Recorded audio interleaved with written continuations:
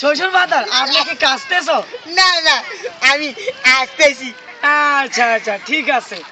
শ্বশুর বাদার হ্যাঁ, বলো বলো বলো। আমরা যে বিল্ডিং না, এই বিল্ডিং এর গাঁথাটা কি করেছিল? তোমার বাবাই করেছিল।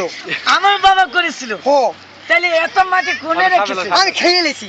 আপনি যে কাজে দাঁতে কিসকিসি করে নাই? আরে শালা পাঠার বাচ্চা রে, কেমনে করে বোঝা বোঝা। শালা শালা শালা। এবার কোন কলে জুতা দিয়ে মুখ ছেলাই দিবি তুই। এইবার যদি কোনো কর, এইবার যদি কোনো কর, তার জুতা দিয়ে কেন মুখ টানছি লাগছে দিব শালা। তাহলে আমি শ্বশুর বাড়ি গিয়ে গুস্ত কেমন চাবাই খাবো? বুঝতো, আমি জানি না শালা। আমার মাইয়া তোদের কাছে বিয়া দিয়ে আমি একদম ছাই খাইলাম। শ্বশুর বাদার চাল কেন খাইতে পারেন?